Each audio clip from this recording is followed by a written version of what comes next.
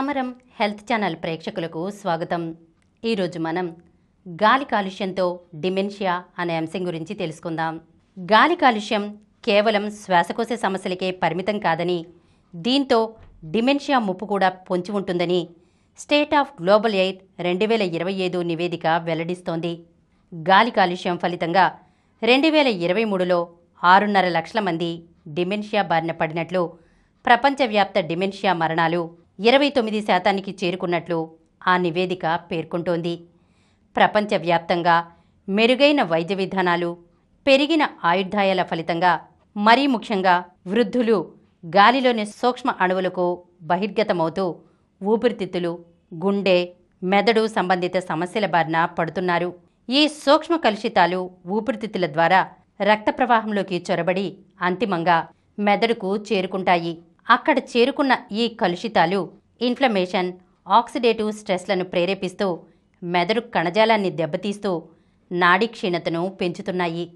ఈ ప్రక్రియ Alzheimer's, vascular డిమెన్షియాల ముప్పును పెంచుతోంది. వీటి వల్ల జ్ఞాపకశక్తి క్రమేపీ క్షీణించి ఇతరుల మీద ఆధారపడే పరిస్థితి పెరుగుతోంది.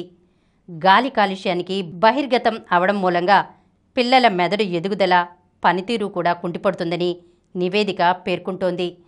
ఫలితంగా ఆటిజం లాంటి నాడీ సంబంధ రుగ్మతలతో పాటు ఆందోళన, కుంగుబాటు లాంటి మానసిక సమస్యలు కూడా వేధిస్తాయని నివేదిక పేర్కొంటోంది.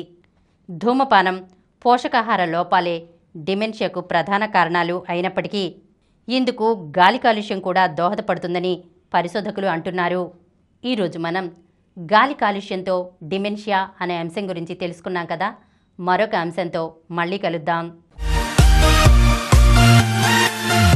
ఈ కార్యక్రమం మీకు ఎంతో నచ్చింది కదా. ఇటువంటి మరిన్ని వీడియోల కోసం అనతి కాలంలోనే 20 కోట్లకు పైగా వ్యూస్ సాధించిన సమరం ఛానల్ సమర్పించు సమరం హెల్త్ ఛానల్కు సబ్స్క్రైబ్ చేయండి, లైక్ చేయండి, మీ ఫ్రెండ్స్కి షేర్ చేయండి. అలాగే ప్రక్కనున్న గంట సింబల్ని ప్రెస్ చేయడం మర్చిపోకండి.